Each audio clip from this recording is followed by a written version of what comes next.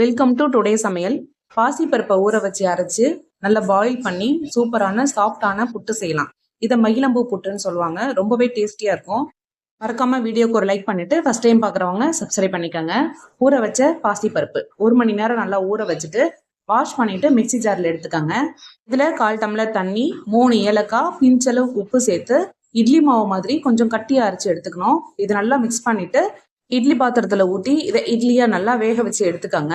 தனியாக ஒரு பாத்திரத்துல பைத்தம்பருப்பு எடுத்த கப்பாலேயே 1/2 கப்பு வெல்லம், 1/2 கப்பு தண்ணி சேர்த்து நல்லா கொதிக்க வச்சு இறக்கி தனியாக வச்சிருங்க. கம்பி பதம் தேவையில்லை. இப்போ நம்ம வேக வச்ச பாசிப்பருப்பு இட்லி நல்லா சாஃப்டாக வெந்துடுச்சு. இது நல்லா ஆறுனதுக்கு அப்புறம் நல்லா உதுத்து தனியாக எடுத்துக்கோங்க. வேக வச்ச பாசிப்பருப்பை நல்லா உதுத்துக்கிட்டாச்சு.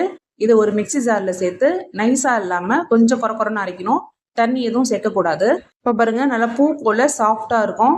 கேஸ் ஸ்டவ் ஆன் பண்ணி தனியாக ஒரு கடாயில் 1 டீஸ்பூன் நெய், கட் பண்ண முந்திரி பாதாமையும் சேர்த்து பொன்னிறமாக வறுத்துட்டு 1 கப்பு தேங்காய் துருவலையும் சேர்த்துக்கலாம். வாசம் வர வறுத்துட்டு நம்ம ரெடி பண்ணி வச்ச அந்த பாசிப்பருப்பு மாவையும் இது கூடவே சேர்த்துக்கலாம்.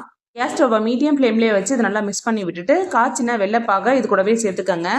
இப்போ கேஸ் ஸ்டவ் ஆஃப் பண்ணிக்கலாம். உங்களுக்கு தேவைப்பட்டா நெய் சேர்த்துக்கோங்க. இதே மாதிரி பொலன்னு தான் இருக்கணும். நான் சொன்ன அளவுப்படி கரெக்டாக சேர்த்திங்கனாக்கா பர்ஃபெக்டாக வரும் இந்த மகிழம்பூ போட்டு.